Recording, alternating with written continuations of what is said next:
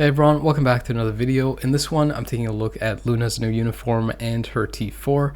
This is probably one of the most highly anticipated T4s in the game because the character functioned so highly at T3 with her previous uniform that when she got her T4, which apparently is now, many people expected that she would be just insane in PvE content, and with the new uniform and the T4, that's basically what's happened. The character is one of the highest damage dealing characters in the game, joining the ranks of Jean and Odin, and is arguably the most valuable PvE character in the game now, just because she applies to so many different restrictions in things like World Boss Legend, and is used in multiple days in ABX and ABL, and is meta for those days. Because the character is essentially paywall now, I did a lot of testing to give people an idea of how she performs at different stages of her build. Most of the testing is done without a damage proc, and I tested her at level 70 with the new uniform, as well as comparing to the old uniform, then at level 80, and then at T4, and then I also put on a Mighty Rage at the very end to see how she performs at a full build. You can already see from the first test on stage 9 of Null with no leadership or supports, and again with no damage proc, that she is very strong for PvE since she essentially finished the stage in about a minute and 20 seconds. On stage 29 with the same conditions, no leadership, support, or damage proc, the character was able to complete the stage with about 40 seconds remaining, which is almost the same as Gwen's clear time, meaning that the characters are pretty similar at level 70. It's when the character goes to T4 that the difference becomes much more drastic. For those that are wondering how much of a difference the new uniform makes compared to the old one, you can see that on stage 29 with the old uniform, I actually wasn't able to complete the first phase within that 2-minute window to be able to actually complete this stage. So with the old uniform, she can't even complete this stage, whereas with the new one, she can complete it with well over 40 seconds left. In fact, with the new uniform and this time adding leadership and supports, and again without a damage proc, the character can almost complete stage 49.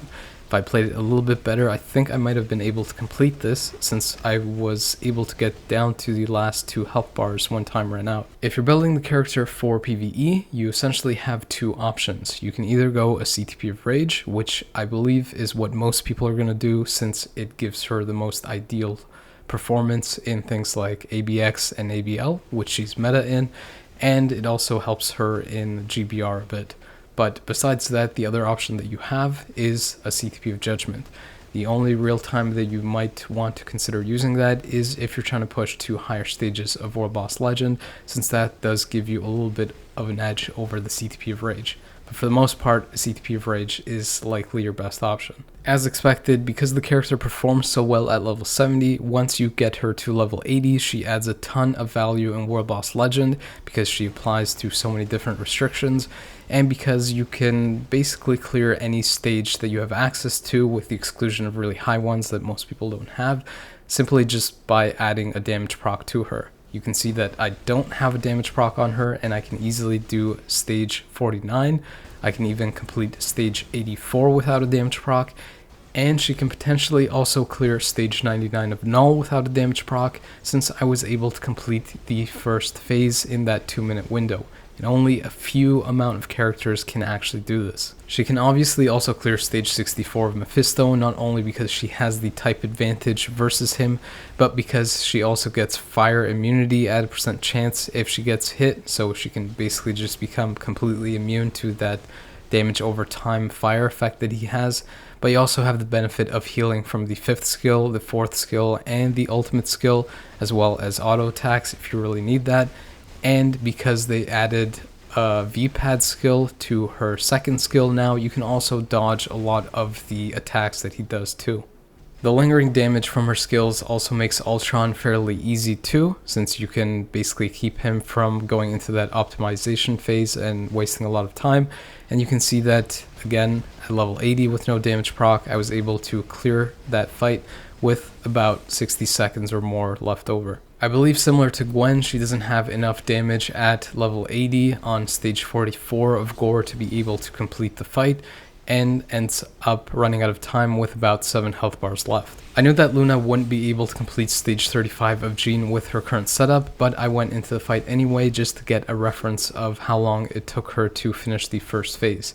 As you can see, she basically did it within about 3 minutes, or with roughly around 2 minutes left over. Compared to other T4 stat bump upgrades, Luna's is actually pretty good. She gets close to 20,000 energy damage increase and around a 40,000 HP increase. In terms of the strikers to use for her, you essentially want to use the highest justice tagged characters that you have, but I found that Black Widow and Iron Man are pretty good options because they both have a 100% damage increase on their striker skill, which means that they will do more damage as well as giving her the max T4 skill stats. With the T4 upgrade, Luna was able to complete stage 84 about 40 seconds faster than before. She's also comfortably able to complete stage 99 with about 40 seconds left. She also finishes stage 64 of Mephisto around 30 seconds faster than before. She also completed stage 64 of Ultron about 10 seconds faster, but I think this is a bit of an outlier because this fight can vary so drastically based on when the boss goes into those different phases and optimizations and things that waste time. The most noticeable difference is that she clears stage 44 of Gore about 30 seconds faster and can actually complete it this time with the T4. Versus Jean, there wasn't as much of an improvement as I had hoped. It's probably because she goes into iframe a lot, and oftentimes if you use your T4 and she goes into iframe, you lose a lot of the damage because it starts to decay down. But with that T4, I was able to complete the first phase about 20 seconds faster. The character essentially has all of the cancel effects for ABX and ABL, I think with the only one being burn that she doesn't have, obviously because she does frost damage, so it wouldn't really make much sense. But regardless, you could just use the striker to make up any of the missing effects anyway. I did 2 tests in ABL to give you an idea of how much of a difference the T4 makes. Without the T4, and again without a damage proc, I was able to score somewhere around 3.5 million, which actually isn't too bad. And then with the T4, I'm able to score a little over 5 million, which is about 1.5 million more, and I think it's actually pretty awesome, considering that with Shadow Shell at T4 and with a Mighty Destruction, I'm able to score almost the same as Luna without a damage proc. If you want to know the rotation that I'm using for the character, I do a 5 cancel, 4 cancel, 3 delay cancel until you see the camera just bump up just a little bit, so usually about a half second for the delay cancel. Then I do a 2 and delay cancel that after about maybe a half second as well, and then go into the first skill. When you have access to your ultimate, the rotation becomes the same. You can pretty much insta-cancel the ultimate skill and then just do the same rotation of 5 cancel, 4 cancel, 3 delay cancel, 2 delay cancel, and then 1. I usually use the T4 skill whenever it is available, though I do tend to wait when some of the bigger skills are off cooldown, considering that the T4 skill damage does decay. So most ideally, you would probably want to hold on to it before you use something like your 5 and 4 or possibly your ultimate skill. To give you an idea of how much better the character gets when you add a CTP of Rage, which I think makes a pretty significant difference when coupled with the damage improvement that you get from the T4, you can see that in these final tests I did in World Boss Legend, ABX, ABL, and Giant Boss Raid.